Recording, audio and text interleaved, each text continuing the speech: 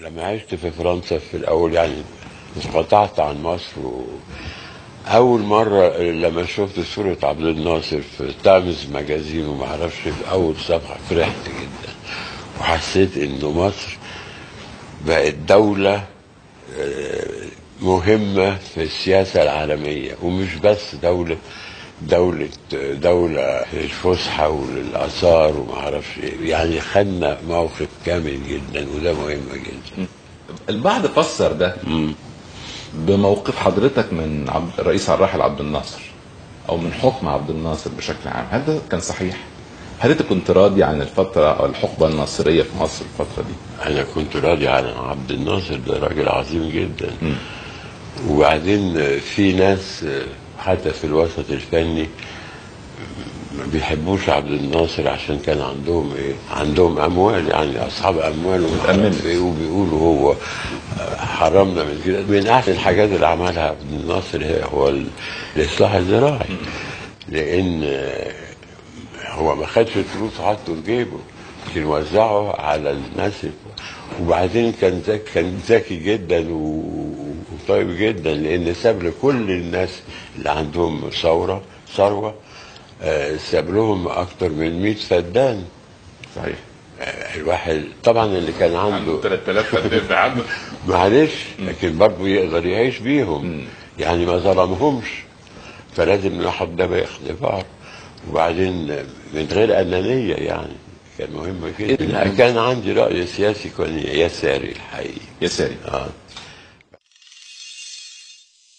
بتعرف استغربت عم تحكي عن عبد الناصر واحنا كلنا بنعرف انه حضرتك من عائله ارستقراطيه وعائله غنيه كثير، فالاسس اللي انطلق منها فاجأني انه انت مع هذه الاسس اللي تدعم المساواة بين البشر ككل.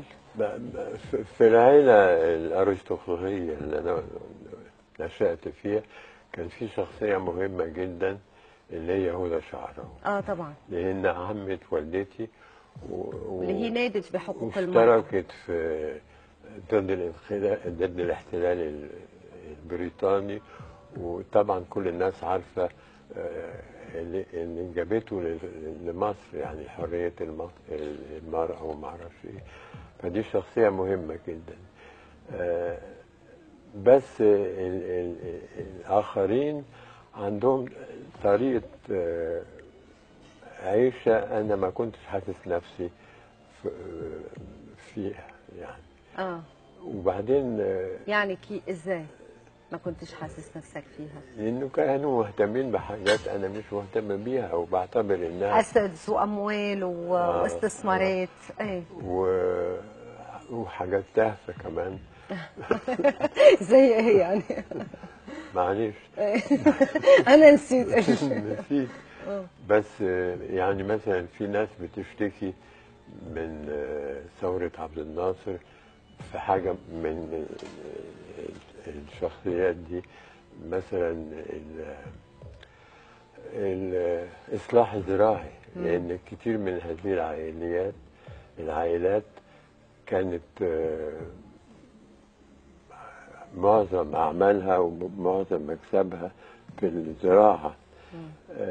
أنا أعتبر إنه هذا صح اللي عمله عبد الناصر، لأنه الفلاحين والشعب كله كان لازم يستفيدوا من هذه. وبعدين عبد الناصر ما سابش الناس دي، برضو اداهم جزء من اللي خدوا منه، وما كانش عنده أي اعتراض على الامتلاكات الغير زراعية. صح. فدي حاجة مهمة جدا. ده اللي انت تقبلته. عائلتك تقبلت هذا الوضع ولا لا؟ تقبلته ولا لا؟ لا طبعا، في كتير من الناس في الحالة دي رفضت الحاجة دي وما كانش بتحب عبد الناصر للأسباب دي. لكن على عكسك انت على كل نعم، على عكس تفكيرك انت. ايوه. فلقيت نفسي انه من الاول انا عكس تفكير المجتمع اللي انا نشأت فيه. بس طبعا في صفات كتيرة فيها، يعني مش هم من كلهم، لكن الحاجات الأساسية بالنسبة للمجتمع والوطن، برضو عبد الناصر كان عمل حاجات كتيرة مفيدة للبلد لازم نعترف بيها.